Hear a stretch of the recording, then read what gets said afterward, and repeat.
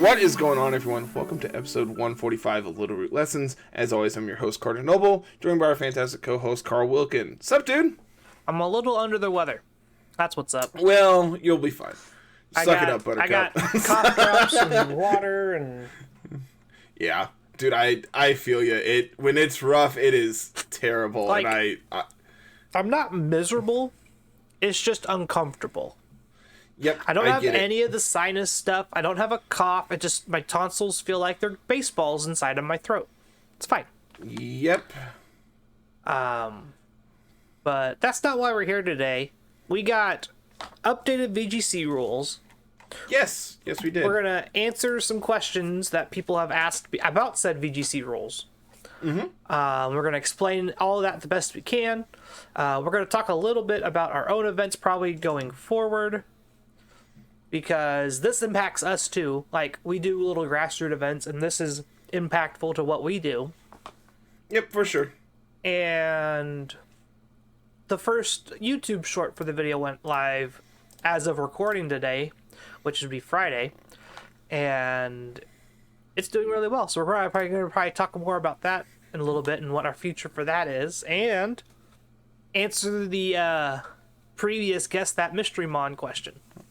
And of course, I have another one for this week as well. So yeah, I'm excited. This is gonna be a fun episode. Got a nice little rundown there. I also have to gather up your team sheet for Team of the Week. I have to go find that. I don't even remember what I played. Don Dozo. Yes. The yes, Dozo. Yes, yes. The big I played old the bozo. Dawn. Here you go. I got it. I found it. All right, cool. Glad I could help. So where do we want to start? Let's start with the new rules, because that's gonna be a big thing today. For sure. We also have some questions from the community that they want answered related to this. So we'll talk about this, and then we'll get into some of those questions, and they may get answered in like our discussion about this as well. So yeah. Which I think this is gonna. I think all the changes are good. I will come out and say that now. Mm-hmm. I am not mad about any of the changes. I know there's some people who are very upset. Well, that's any change ever. More so with this than normal, but we'll get to those when we get to those. Mm-hmm. But the big elephant in the room is they opened up team sheets, essentially, for... Yes. So the big thing about this is moving forward, Pokemon is going to have, for their competitive play, is going to be open team sheets for players. What that means is the contents of the team sheet, as listed in the official VG rules here, you're going to have Pokemon species, including whether it's a regional variant or not, and such as different forms, including Rotom washes. Rotom forms are included in that. In your restricted formats, that includes your Zygarde percents, your Zygarde forms, your Calyrex forms, stuff like that. Those are included in what is considered an open team sheet. Let's see, that's also going to include Gourgeist, Oricorio, Toxtricity as well. Just anything that can have a form and have it make any kind of difference is going to be listed there. Yep. The gender of a Pokemon affects any battle stats. It'll also be listed, but so that's just stuff like Indeedee and Meowstic. Again, just stuff that actually makes an impact. Let's see. The ability of said Pokemon, held items, all known moves, your Terra type, your level, which will be the actual level of the Pokemon, which again will not make a difference. This is all so far normal things that you would submit on a team sheet previously to pre-pandemic. This is the list of things that are going to be submitted to the tournament organizer when the tournament starts. Yeah. It's going to have the Pokemon, the ability, held items, moves, Terra type, level, and like your stats themselves, not EVs, the stats of that level. Correct. Yeah. That's a big thing you got to remember to do. I know when I went to Indy, there was no like team sheet. You did it all through RK9. There was no paper team sheet thing anymore, like we did in Collinsville. RK9 had automated that all, so you just do it on there. I'm not sure if that's how this is going to work again, going forward. Most likely, just going off of like what Limitless has when they do these open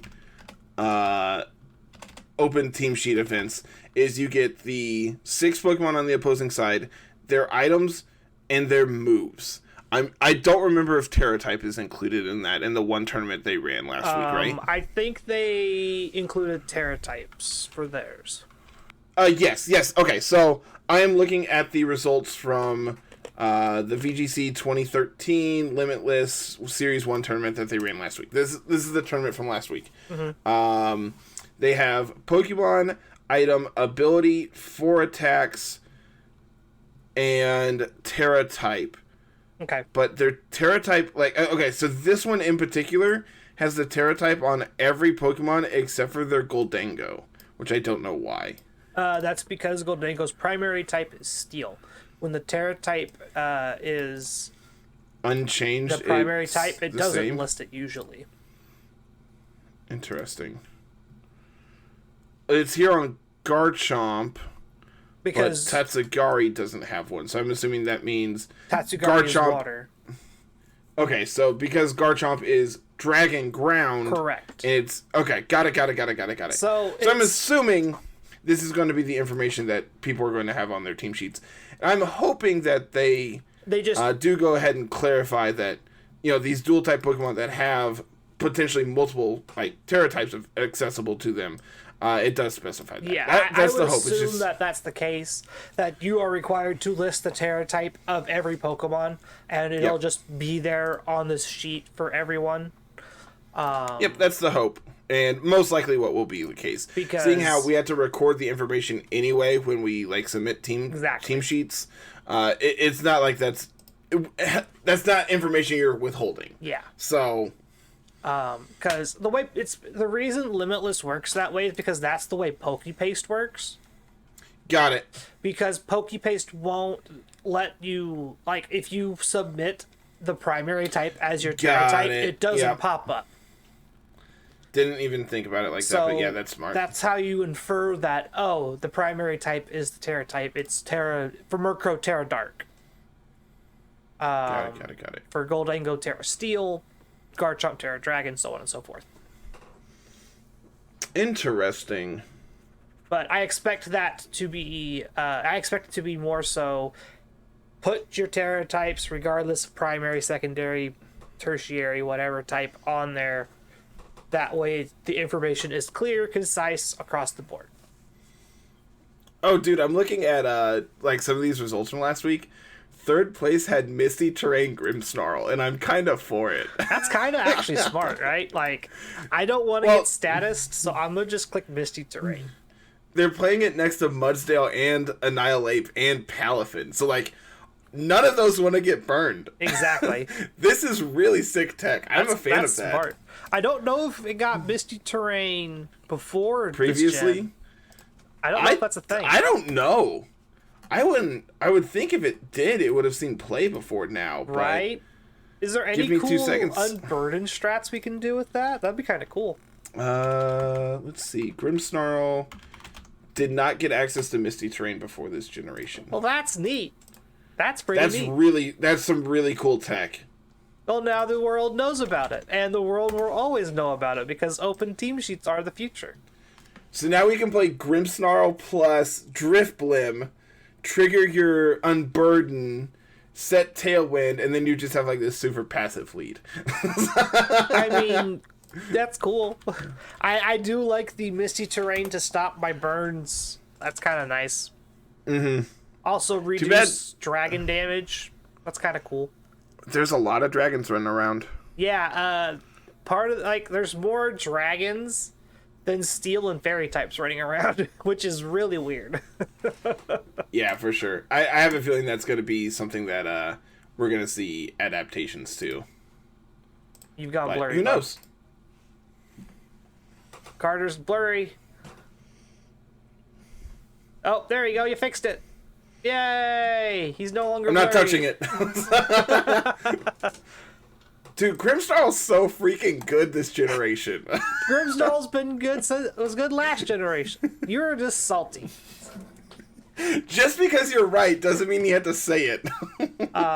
But what does all of this open team sheets mean for just like the game as a whole? Overall, I think it's all beneficial things. Mm-hmm. There are some downsides. Open team sheets, it is more legwork. It is more things you have to keep track of. If you mess up on your open team sheet, you could get in trouble. That could result in a game loss.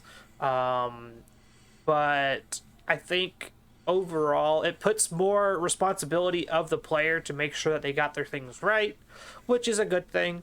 Making it, going back to if you're handwriting these or typing these, it puts more responsibility on you rather than RK9 making a mistake on their thing.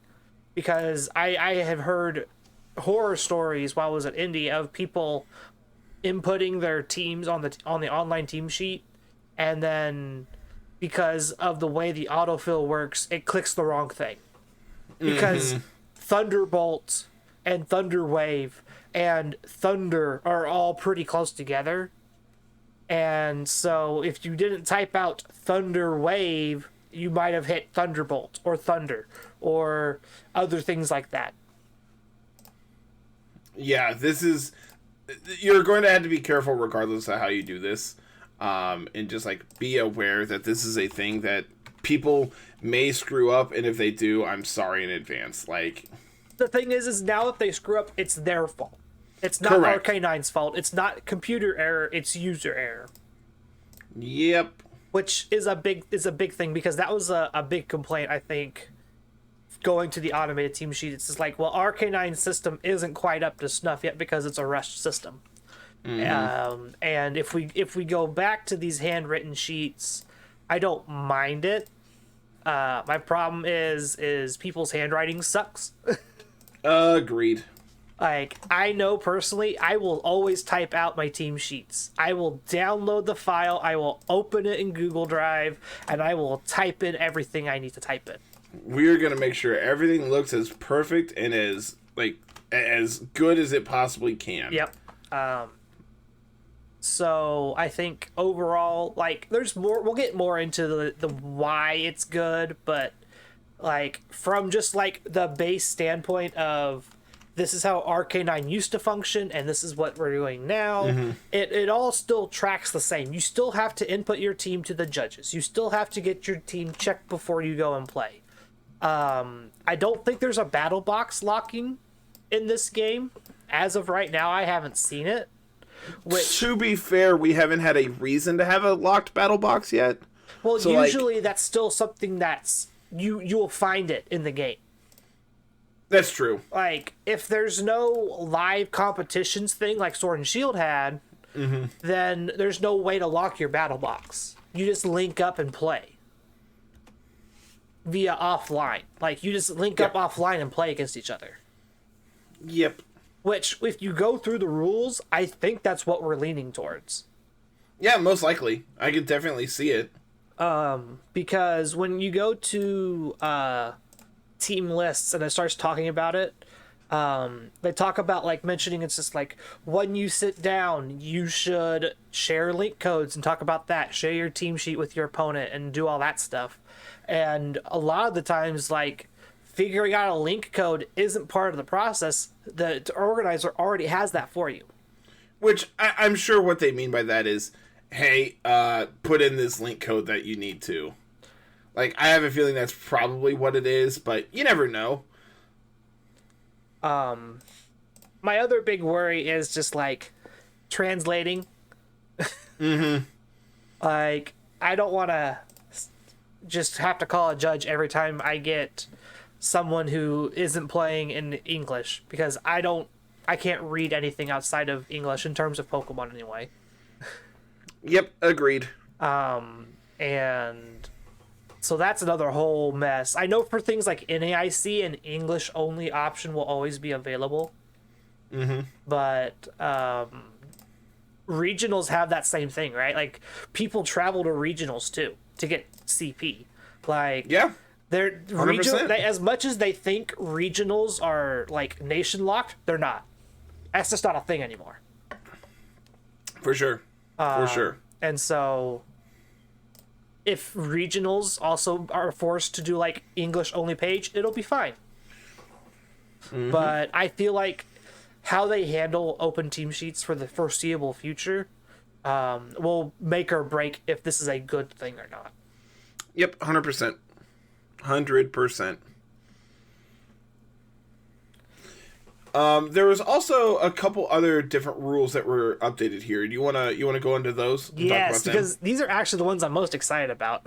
Open team sheets is cool and all, but I am very excited for match resolution and fixing a lot of the issues that Sword and Shield had. And because- I think this is something that predates Sword and Shield as well. But like, I'm glad to see that this is finally being fixed. Well, Sword and Shield didn't really have the issues of getting disconnected because your Switch fell out of the dock or the dock got turned off. Yeah, That's where I'm excited about, because before it was just your DS or your Game Boy and it was fine. Yep. But nowadays, like with the Switch and the whole incident at Worlds where the dock got disconnected and because they were LAN, that means you lose that game, is terrible. Agreed. And so I imagine how they will resolve things now, especially when the case of like a double game freeze is where they are talking about this specifically. They explain, hey, this is the protocols for this situation and can be applied this way as such to other things. Like, especially for like our grassroots events, which are all online, we can take their double game freeze and we can apply that to, hey, you guys had a server error. That happens. How many Pokemon did you both have? That way we can figure out, oh, if you're both if you both had 4 Pokemon left, restart. Brand new game. Yep. If you guys were 4-3 or 4-2, we'll just call that one a draw, move on to game 2. Because in those instances, the games aren't deterministic. And I'm not saying a player can't make a comeback from a 4-1. Like, I've done it. We're not done saying it. that's it's a possibility, but it's very unlikely most of the time. Things need to go right for you, and things need to go wrong for your opponent. Yeah. But yeah, things like a 4-1 and a 3-1 are the only instances where this is there is a deterministic winner. Advantage is what it's the way they're describing a strong advantage. Correct. Strong advantage is used a lot in the rules. It's also used in the sudden death scenario, which is also new. Correct. Yes, because in one of the situations at Worlds, they got into a Wonder Guard P2 versus a Wonder Guard P2 event. 3 times. I thought they purposely made it where P2 Trace couldn't copy Wonder Guard. No, Trace copies Wonder Guard. It always has and always will be able to. Okay, I mean that shows what I know. And so at Worlds, the 2 players that got paired against each other had set it up specifically so that they would both have P2 Wonder Guard. They specifically drew the games out all 3 times, and now we have hey, this is how this is going to work if you draw games out intentionally. So sudden death, the way it's going to work, you will start a 4th game, because I believe the only way you get the sudden death is if you tie. No, you get it if there is like win-loss tie, or tie. Yes, but if it is like tie, win, loss, like if it's tie, win, tie, there is still a winner. Yeah, like if there's a game point to someone's advantage, you will not go into sudden death. But if it is 0-0 or 1-1, the last game is a tie or whatever, you'll go into this fourth game where you will go turn by turn playing the match out, and judges will determine at the end of each turn, is there someone that has a strong advantage? Yes, game is over. No, correct. Play the next turn. And you do this until there is someone who has an advantage in Pokemon. Yeah. It is not a overwhelming advantage. It is a single advantage in Pokemon. Yeah. If everyone has the same number, you keep going. If one player ends up, if someone got a KO, that player, who player got the KO wins the game. Simple as that. Yeah, I think that's pretty straightforward. Yep. So in those situations, it's a 4-3 or a 3-2 or a 2-1. Like those, if those situations get to that point at the end of turns, then that's your win scenarios. 3-3, the game keeps going. 2-2, yep. You still keep playing. Player has to have an advantage in Pokemon. Yeah. That's the only way to end it early, which I think is a good thing. That's a good way to describe it. It's just like you have to get a knockout and your opponent doesn't. I fully agree. And like we said, this will be great for like grassroots events like ours, because as we did the entire like LRL player draft this last year, making up the rules for the decisions of how to determine if a disconnect happened, how to determine if this happened, was a pain in the butt. We have set rules now. Yep. Now we have official rules that of. we can just like, hey, we're going to use this in the case of a double DC, or just in a DC in case in general. Like it applies 100%. Both ways. And that's what's great about this is we have deterministic rules now. Yeah. They also updated their rules about manipulated Pokemon and how to report illegal Pokemon and things like that. They've also made updates to what defines as a legal Pokemon. There were big changes to that as well. If I can find it here. Because of the whole Indeedee with Trick Room situation that we have in Scarlet and Violet, it is considered legal for all intents and purposes through this game. Because it is an obtainable game through normal gameplay means. Yeah, which a lot of people have asked about that, and they're just like, until TPCi steps in and says, hey, this is incorrect, we're going to patch this, it's legal. And this is their way of saying, yeah, that's fine. Yeah. Which sorry, I'm also interested in when and if we get home, if a Alolan Meowth and a Alolan Persian will have Pokedex numbers. They are... Meowth is in the Pokedex, Meowth correct? is in the Pokedex. Persian is not, correct? Persian also is in the Pokedex. Oh, Persian is? Galarian Meowth and Berserker doesn't have a Pokedex number. Oh. But Meowth does. The reason why I'm asking is if Meowth has a Pokedex number and Persian has a Pokedex number, but Berserker doesn't, will Alolan Meowth and Alolan Persian be legal when home comes on? Because according to their rules, any regional form that meets the criteria of a legal Pokemon for this generation will be viable for play. Which, yeah, that's really interesting. I'm not sure. Alolan Diglett, Alolan Persian normally have the same dex number as the Cantonian forms. And so if we get home, which it even says in their legal terms, players may use Pokemon with the following Pokedex numbers, which is 1 to 375 and then 388 to 392. I'm assuming that section in between is the Paradox Pokemon? Yes. Okay. Yeah, it's the Paradox Mons. And what happens is, through their rules, players may use Pokemon which were obtained in Scarlet and Violet or were imported via home.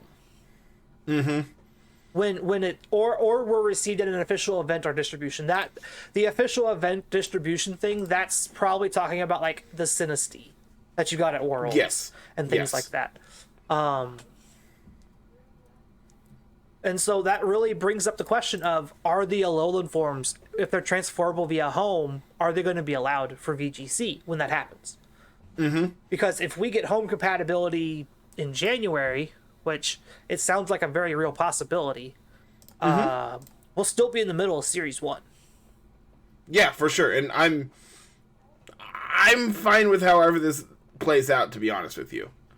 If they give us new Pokemon, cool. If not, whatever. By everything I'm reading through the rules, and I'm trying to do my best to read between the lines, because that's a lot of how these things work, they're going to be legal. As long as they have the same Pokedex number or come up with a Pokedex number, they'll be legal. Yep, and I'm fine with that. That seems perfectly acceptable. Yeah, which Alolan Persian is really, really cool. I think Alolan Persian's going to be really cool in this format, especially if you can Terra. I agree. Fur Coat's a very good ability, and it has really good moves. It has a real good defense stat with Fur Coat, and you can Terra into something that has a really good like typing and just be a nuisance. Yep, agreed. And so yeah, I think these changes are good. People were getting excited that like, oh, they're making it so jetting is fine. No, they're not.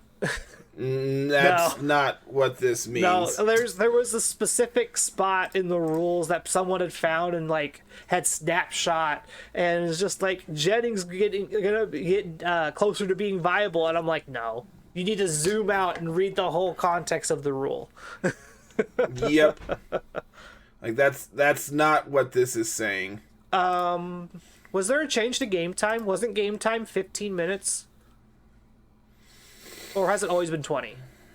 It's always been 20, right? I don't know. 20 sounds correct. I don't ever see a game go past 15 because you only have 7 minutes of your time. Yeah, but your time only ticks down when you are in control of like doing something. Yeah, but like I don't ever see a game go past 15 or 16 most of the time. Correct. Like Correct. Usually someone's in trouble by that point, and so they're clicking real fast. And so I don't know. I don't ever like I just don't count time that way. But yep, I don't know.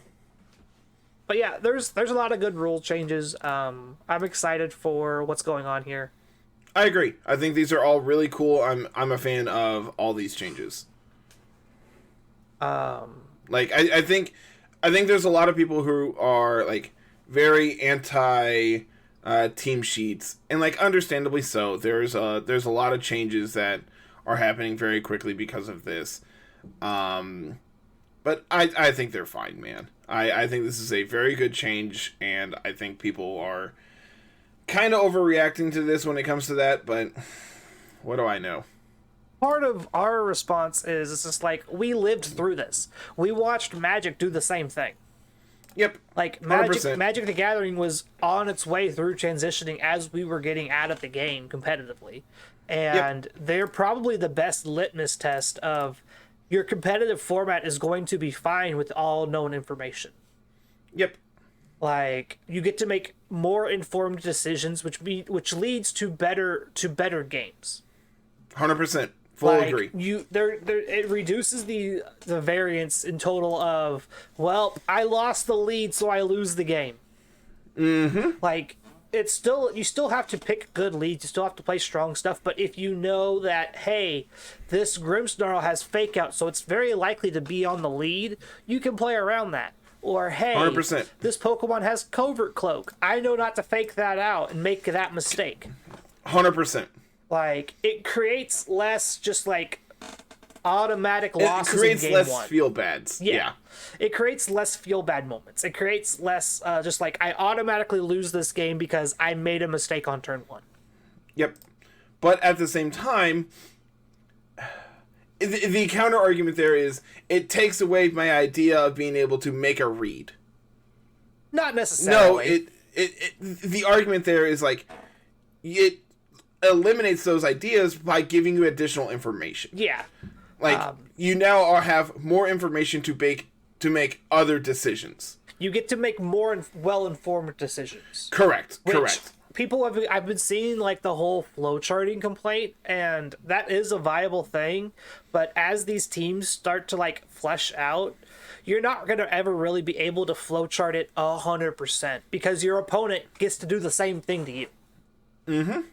It's not the flowcharting aspect comes in terms of practicing. We like if you go and watch one of Wolfie's videos, because he has that inside info on what they're playing, what his opponent's playing, he gets the flowchart, and he gets to practice against that, and he gets to figure out how to beat it in certain situations. Both players get to do that now. You can flowchart in practice anyway, because as someone who's going into this, like, there's going to be established metas. There's going to be an established team that does well, or an established core that you really need to focus on beating, because that's just how Pokemon is. Yep. It's like 100%. Like an open team sheet's not going to change what people are bringing a lot of the time. It might change items, but a good Pokemon is still a good Pokemon, regardless of open team sheet or not. Mm-hmm. I fully agree. Discord's sitting here yelling at me. I got pings in my ears. Why is it yelling at you? Oh. Someone's pinging in the actual server. Gotcha. Shameless Discord plug. Come hang out with us. For sure. So you can get pinged forever too. But yeah, like I think open team sheets overall, it's gonna be some growing pains because it's a new thing. But overall, if they stick with open team sheets, especially through the like Scarlet and Violet's life cycle, it's gonna be better for the game overall. Yep, 100%. Ow. My throat hurts. You're fine. Sitting here talking all this. Okay. So I guess, I feel like we covered a lot of this. Do you want to get into some of the questions that our viewers themselves have about this? Yeah, we will try our best to answer these as best we can. Okay. So let's see. Let me pull those up. You know, we have a couple very specific ones I want to get to, so... And we can touch on a couple other ones. We got time. Yep, for sure. So let's see. Question number 1 I really want to touch on comes to us... this is a 2-part question that comes to us from Aaron. I am concerned about... Oh, wait, no. What exactly is going to be, quote, open about the open team sheets? When does the player get this information? So that's part 1. So from what we read in the rules, you will provide your team sheet to your opponent at the start of the match. When you sit down, get to your table, pairings or whatever, you will have your team sheet with you at all times. You will give it to your opponent for them to look over. From the way I'm reading it, I believe they have a hold of this for the entire time of the match, which you have theirs. It's all free information. Go for it. I know, speaking from experience for like Magic and stuff, they will take those away when the game starts, but then give them back to you before the next game starts. So you can look back and forth at them, but it's frowned upon to have it just looking at it while you're playing your game. Yes. And to answer what's open about them, this is to allow you to know the moves, ability, Terra type, and items that your opponent has. You're obviously going to be able to see what Pokemon they have and make inferences from that. Mm-hmm. But having it all there on the page will make it a nice little concise thing that you can plan ahead, like start thinking about instead of waiting for team preview and only have a minute and a half to think about it. Yeah, so I'm assuming this is given to you at the start of the round. Players, the judge will then be like, hey, time has started now. Go ahead and connect with your opponent. Yep. And at that point, like, I'm assuming this is going to be... It feels like this is supposed to, like, eliminate, like, the need for, like, a notebook and everything for you to keep track of everything. I'm still going to bring mine. I would say still bring it because there's 100%. Certain things you'll want to write down. Like, hey, this move OHKOs this Pokemon. Or, counteractively, my Baxcalibur outspeeds their Hydreigon. This is something that actually came up while I was laddering yesterday. It's just like, oh, Hydreigon has a base speed that's higher than my Baxcalibur. There's a chance that like I just get outsped and I get one shot here. Because they are a Tailwind-oriented team, they didn't have as much speed investment, so I was able to outspeed them because Tailwind wasn't up. Correct. Yeah. So like those are interactions that you can keep track of as well. Just like just speed tiers and making sure that like you're able to keep track of things because you don't have access to their stats. Yeah. You don't have access to how many EVs this Pokemon has or anything like that. Correct. Because those are like truly open team sheets, and like that's not what we're getting at this point. You won't have natures, you won't have any EVs or stats. That is all going to remain hidden, and that will be, you will still put it in when you give your team sheet to the judge because they need that information to confirm that your Pokemon is viable and legal. But your opponent will not have that information ever. So that's why you still want to write stuff down. You won't need a big old memo pad. Probably just need a little notebook now. So then, part 2 of this question that comes from him. Additionally, what do you think this means for a metagame that usually revolves around closed information?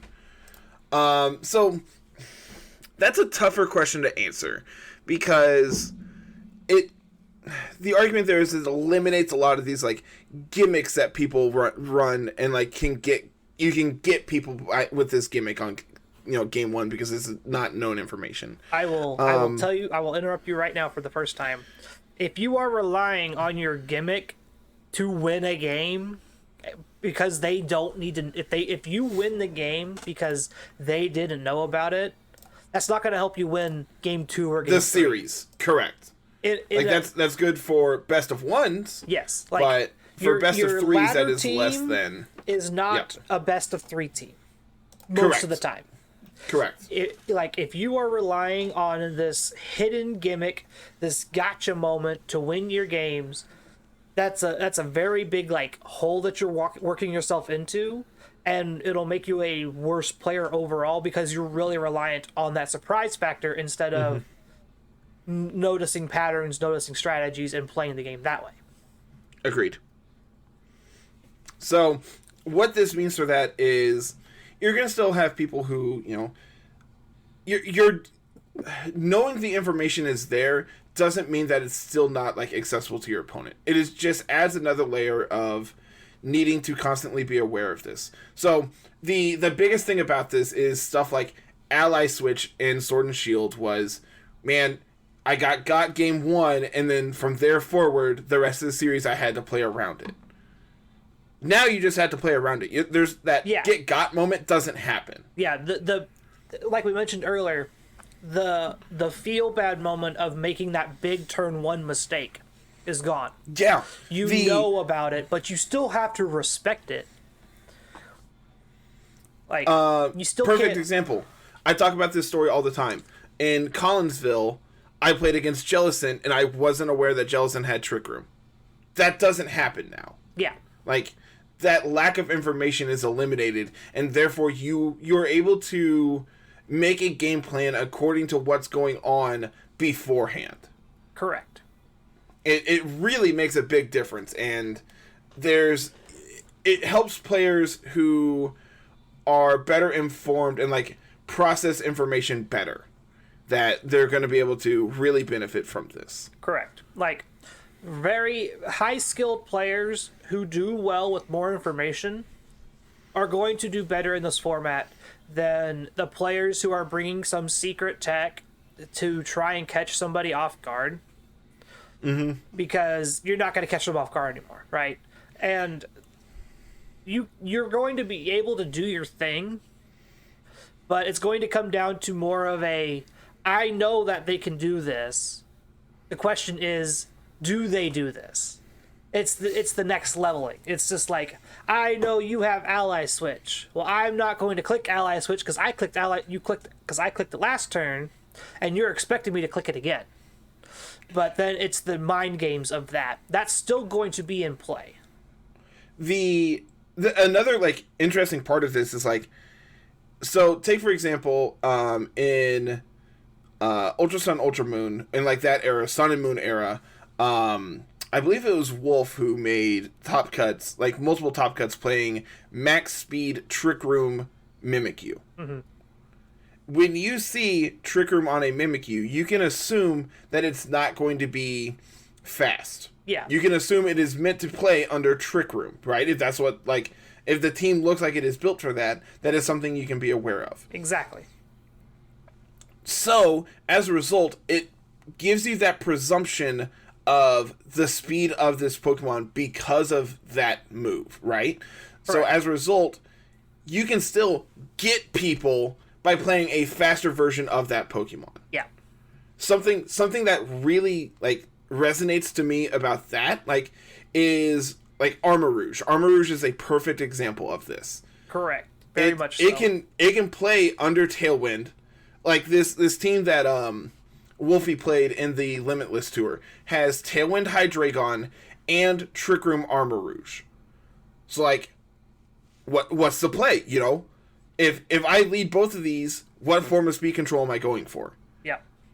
If I lead, you know, Meowscarada plus Armor Rouge, and I U-turn plus Trick Room, then, well, suddenly you're under a lot of pressure with your Tailwind going up. Correct. Because, like, you're not going to expect my Meowscarada on my Trick Room team, right?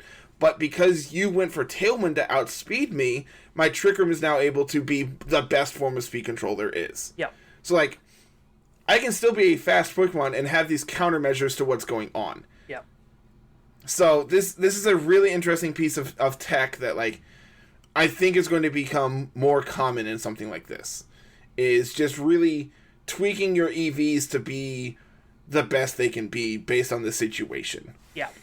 That's where you'll start to see a lot of the team building uniqueness come into play here. Is just like someone's going to have the 252 max speed Armor Rouge that's going to run people down under Tailwind. People are going to have the 0 speed minus nature Trick Room version that are going to do stuff, and everything in between. Like, yeah, perfect example. I've been playing Wolf's team the last couple days. I've made a couple minor tweaks because, like, I don't know EVs or anything, but, like, I'm neutral speed Armor Rouge with Trick Room, but that's fine because I have access to Tailwind on my team as well. yeah. So, like, I can play both modes of this team with the single Pokemon. It's really cool. This team's actually a lot of fun. I would really be interested in if this has a rental code out for it to play it. But I have not seen one yet. Yeah, I haven't seen one yet for it either. I hope that answers your questions, Aaron. So then there is another question here from Kamikaze, kind of in that like same vein. It says, I am concerned about open team sheets leading to a lack of creativity in a very centralized meta. While it's impossible to tell whether this or will not happen, what do you think the impact of open team sheets will be on, quote, outside the box, unquote, teams we've seen have some success in the past? So we talked about this a little bit too. We mentioned that, like, if you're really reliant on your opponent not knowing your gimmick to win the game, how are you expecting yourself to win game 2 and 3 when your opponent sees the gimmick, right? And that's not to say that, like, outside the box teams aren't going to do well. It's going to come down to more of the Pokemon itself doing well rather than this sneaky gimmick that you had hidden information for. What really makes me think about that is the whole, when we saw it in Collinsville and, like, going from Dallas to Collinsville, when we got on the Durant hype train. Mm-hmm.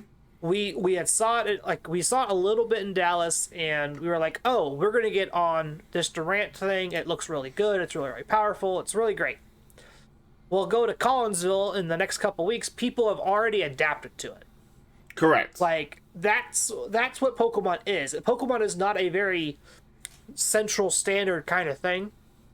A lot of the time, teams ebb and flow and they kind of change and shift, and what was good at one event may not be good a week later. We're seeing that already, which is a perfect example. Goldango is not good on these hyper offensive teams anymore because it did well in an event and put itself on the radar. Like, less than a week after that event, we are already in the situation of Goldango's not even being played half the time on these hyper offensive teams anymore. Yep. They've adapted to play other special attacking threats alongside their Hydreigon. And so I think overall, you'll still be able to build outside the box, play certain Pokemon, and do things with them. Just don't be so reliant on, I have to do this thing that sets up like 3 turns, my opponent's not going to know what hit them, kind of thing. That's over. That's never going to happen. It's really hard to do that to begin with in most competitive VGC environments because you're just going to get hit most of the time anyway.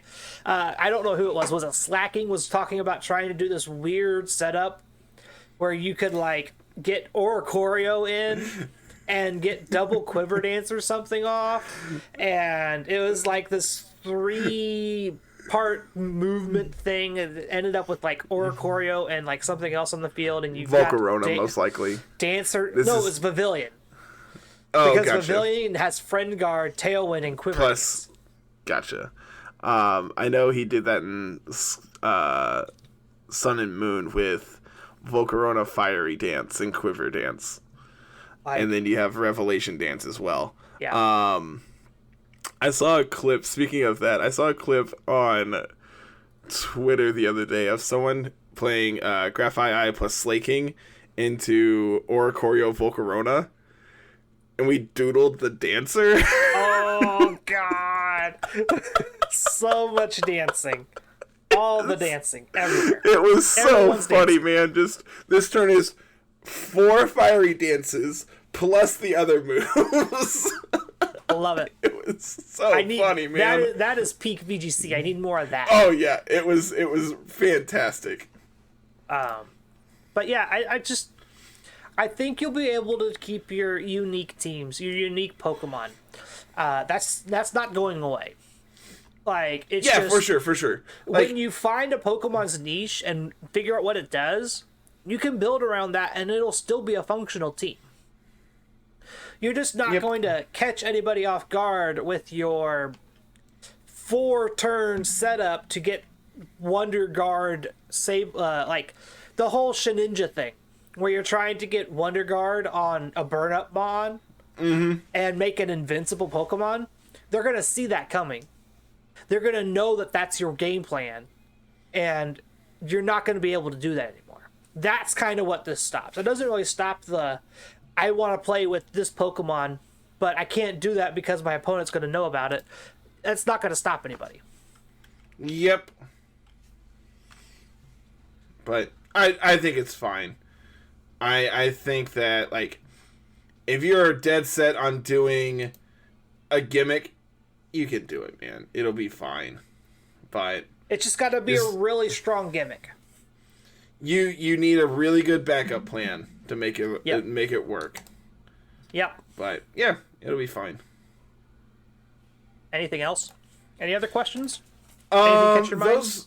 Those were the big ones, and I don't have it open anymore. Of course you don't. Look, man. Don't yell at me. I'm fragile. Fragile. Fragile. Yeah, I do not have it open anymore. Oops. Good job, Wait, Carter. Maybe? Oh. I do! I'm so smart. Hooray. Those were the big ones. There is one more here. Just to kind of touch on things. I know we've had a lot of new players come into the server the last week or so, the last couple weeks. Will Series 1 be all VGC 2023 live events? Most likely no. I feel like if that was the case, I believe it even says in the rules that, like, if the series changes mid-weekend, there's, like, an instance for that. And that's what happened in Collinsville is Series 2 was day 1, Series 3 was day 2 or whatever. But for the actual main event, the series that was played on day 1 is the series that's played over the course of the weekend. Most likely we will see rotating formats. I can't imagine that they put an end date for Series 1 and not have them, like, expected to continue, like, continue advancing on that. Yeah. we know that on our ranked ladder, Series 1 ends at the end of January.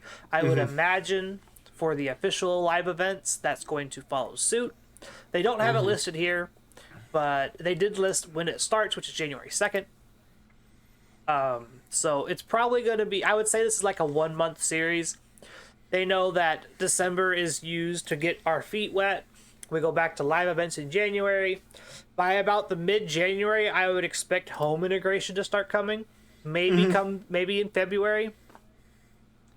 And so we'll see what Series 2 is as we go forward with that. Yep, 100%. And then a couple more here. What home mods are going to be legal? As of now, we don't officially know. There's a lot of speculation that anything that has a form based on a Pokemon already in the Paldean Pokédex are going to be legal at some point. They could also, change that to also be like, hey, Charizard's in this game. Clearly, Charizard's going to be legal at some point. And also, if Charizard's legal, why not in the other Kanto starters as well? But, this is all just speculation. The big thing right now is... It goes back to the question I asked earlier about the Alolan Persian thing.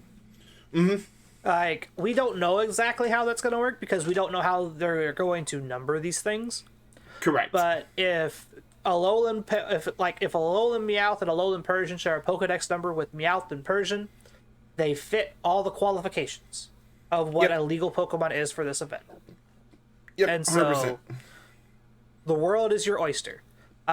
If it doesn't, for right now, if it's not numbered 1 through 375 or 388 through 392, wouldn't worry about it. Tough luck, Buttercup. Yep. Wouldn't worry about it.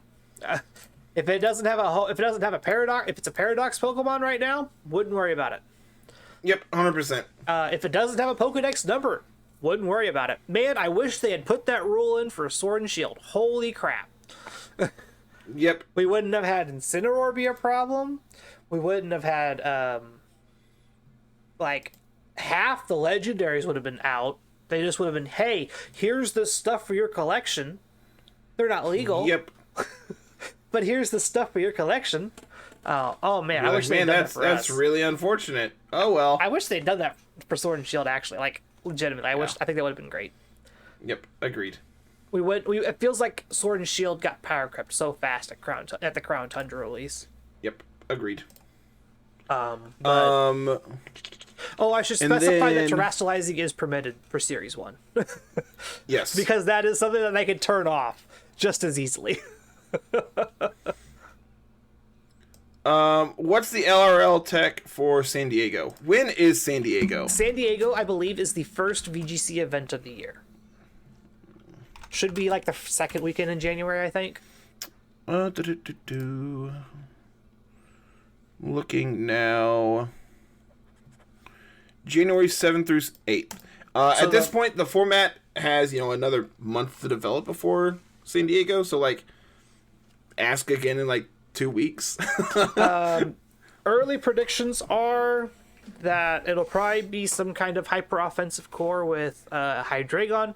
Hydreigon is proving to be one of these very strong, very powerful terastallization targets. It just gets better as open team sheets start to happen. That's something we didn't even touch on, is just certain Pokemon become much better in open team sheet formats. Mm-hmm. Things with 4 times weaknesses are going to be so much better even if they don't terastallize, because your opponent has an answer or doesn't have an answer. That's another big thing. So certain Pokemon are going to skyrocket in usage. Yep, 100%. Which could be a good thing or a bad thing. Yep, 100%. This might be something we open up for the foreseeable future. Just having this open line of communication of questions from the audience. Yeah, this is fun. I think this is really good. I really like this, and it might be something we put out Mondays when we put out the podcast. Who knows? We'll figure something out. Yep. Anything else you want to touch on when it comes to rules and stuff, man? Nope. I think I've talked myself out of it. I've talked myself to death. I don't think I can actually I speaking words is pain right now. And I going into this, I'm just like, well, Carl has a lot to say about this, so I'm gonna let him talk. And then you're like, I'm dying. Yeah, I am in pain. So I would say that brings us to Team of the Week, right? Yeah, we can cover Team of the Week here. If I can get it pulled up. I already have it pulled up for all of our lovely viewers at home. You played Dondozo this week. The big Dozo. Yeah, it existed. What happened? I don't know, man. It felt like every team I tried to do Dozo things against, people were ready for it. And that's part of it. Like, I feel like we mentioned earlier, like in the show, that hey, the format is very fluid. Things are adapted to fairly quickly, and things change. And Dondozo Tatsugiri was like pre-Series 1. was ruining people's days pre-Series 1. And it just so happens that things like Murkrow and Amoonguss kind of got popular as ways to just, like, remove your stat boost.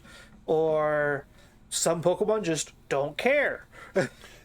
So, what's really interesting is the amount of redirection there is in this format allows for there to be a pretty consistent amount of, like, setup as well, which makes Haze just naturally better. Yeah. So, like, when Haze is good, this idea of, like, having a huge super setup mon isn't good. Yeah. And that's just kind of the downside of this. Is like, yes, it's a very cool idea and concept, but in practice, you just get... You're fighting a 2v1, and that's really hard to do. And, like, then Dondozo goes down, and Tatsugiri's left on the field by itself and takes a hit for no reason. Like... Yeah. It's tough.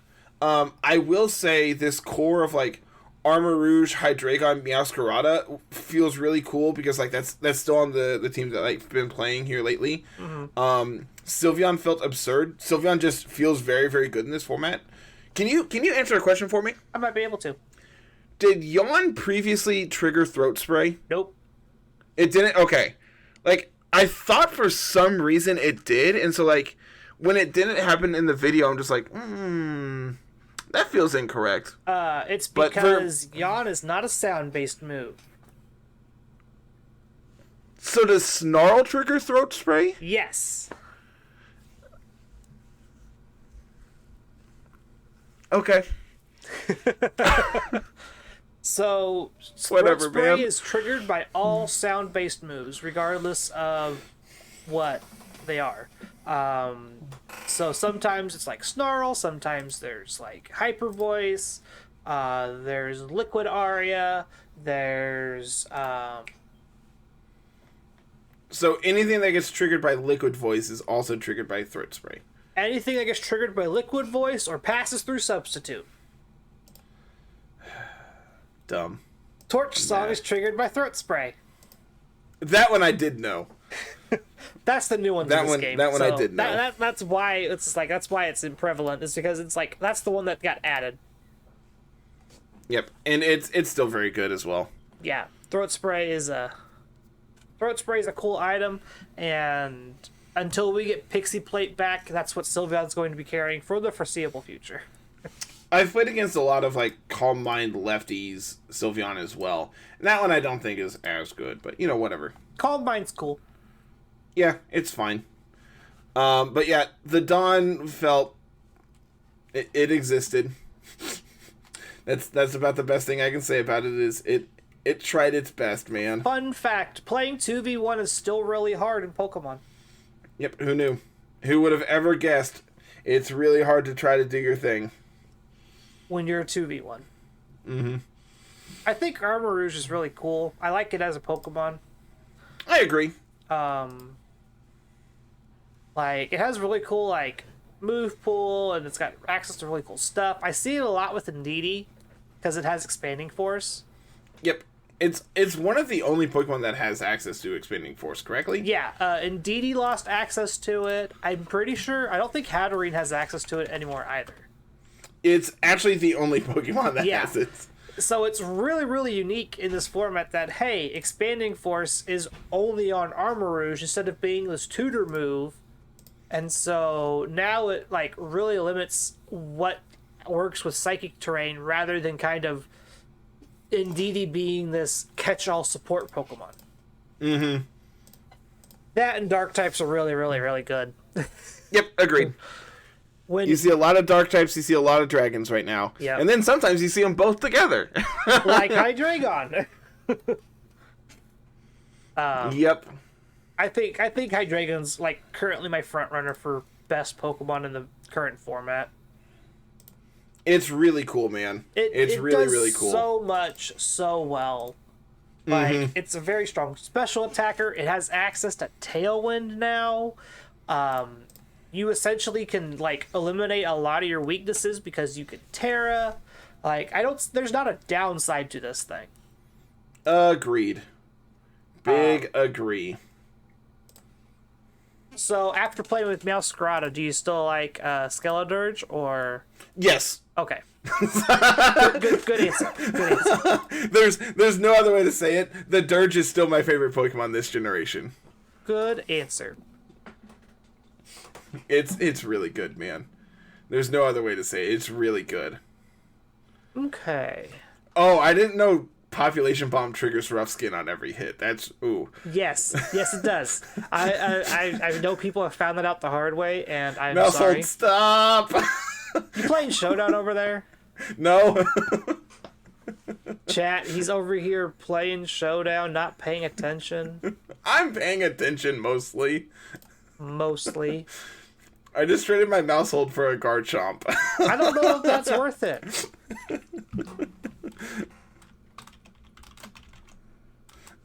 So that brings us to our other little segment of the day.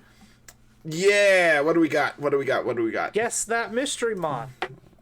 Yeah, for sure. This has been a super fun segment.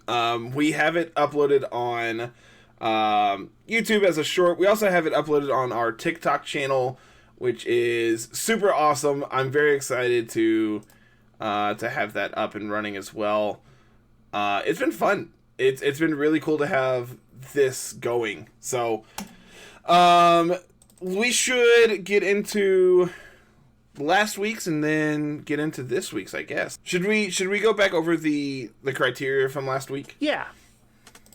So, last week we had it was a Gen 9 Pokemon.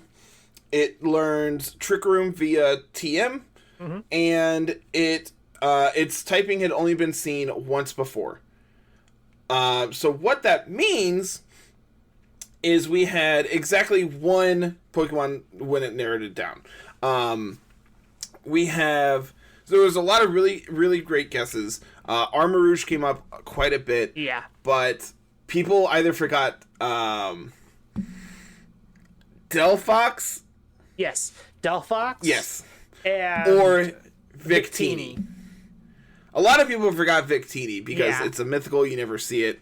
And like on top of that, Delphox hasn't been in a game for 3 years. So like there's a lot of people who forgot that as well. Yeah.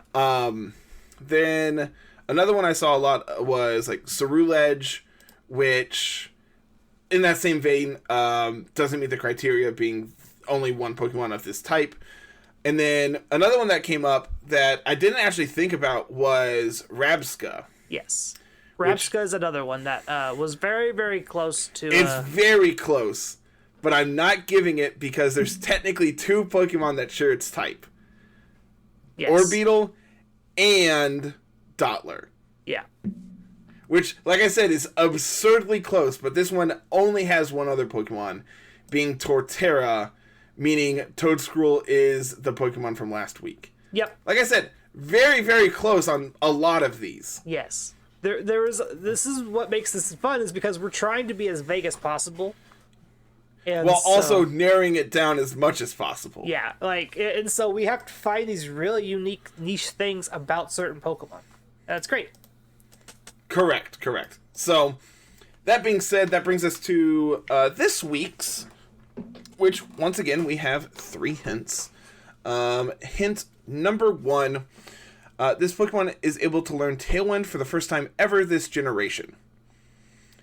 Hint number 2, it's one of 2 Pokemon with this same type combination, one of which is flying. And hint number 3, This Pokemon's level up moveset is smaller than Magikarp's.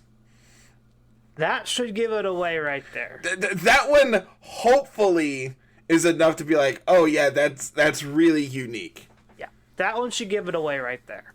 For sure, for sure. That is probably the most unique thing about this Pokemon. I mean, the other two are very cool as well, Yes. but for sure that last one is like the end all there. So yeah.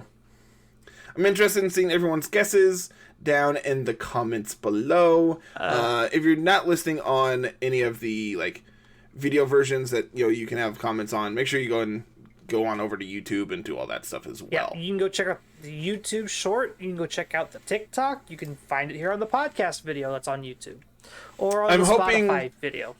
Whatever. I'm hoping to have the YouTube short up a little quicker this next week. We'll figure it out. We ran into some technical difficulties. Yeah. I had to come step in. Carter tried his best, and I really did, man. I didn't like it. I knew Carl wouldn't like it. I knew I didn't like it. I'm like, this isn't up to the standard I want to set for us. And so I'm like, Carl, please help. And he did, and it looks great. And the format is very, very self-explanatory, and is going to be able to help me out quite a bit. So. Yeah. Does that bring us to the end of the episode? Or we got more? I think that's the end of the episode. All right. So, as I try to not time out here, that's going to bring a wrap on 145. As always, everyone, thank you so much for watching. Like, comment, and subscribe where possible, especially over on the YouTube channel. That's where you can get all of our stuff 3, 4, 5 times a week, depending on the week. And it really does help us out there. We're really close to 500 subs. We're really freaking close, man. We're 34 Would love to hit away. 500. 34. Would love to hit 500. Past that, you can go ahead and come and follow us over on like all the audio platforms, all that stuff as well. You can leave us a 5-star review, all that good stuff. It really does help us out there. Mm-hmm. Make sure you follow us over on Twitter at LR Lessons, myself at Mr. Missouri 25, Carl's at Musical VGC, and from there you can also follow us over on. You can come and follow us over on Twitch, which is at Mr. Missouri 25, Carl's at Musical. Most of our live streams have switched over to YouTube anyway. A lot of our main stuff is over on YouTube, so go and check us out there. That's where you can find a lot of our stuff. When we do go live, most of the time it'll be there. Yep. And then go ahead and come hang out with us on our community Discord server. You can find that link down in the show notes as always. And let's see, what else am I missing? Check us out on the website at lrlessons.com. While you're over there, you can go ahead and check out the merch page. It'll make us look good, make you look good, and all of our fantastic gear and all that. And if you aren't interested in supporting us through merch, but really want to help us in some way, one or the other, you can go ahead and do that over on Anchor as well. For as little as 20 or 25 cents an episode, you can make us feel good and keep all of our lights on. So yeah, I think that's everything. Yep. I think that's a wrap on How's your multitasking 145. going? I feel like it struggled there. A little bit. Did you win at least? No, I died. Oh. It was a pretty rough matchup, if you want me to be honest. Womp, womp. My mouse hole didn't take a hydro pump in the rain, if you can believe it. I'm not surprised. I do have some cool replays to post, so. Oh, there you go. It's a win-win. But I think that's it, everyone. Thank you so much as always. And we will see you next week with some more Littleroot lessons. Have a good one. Peace.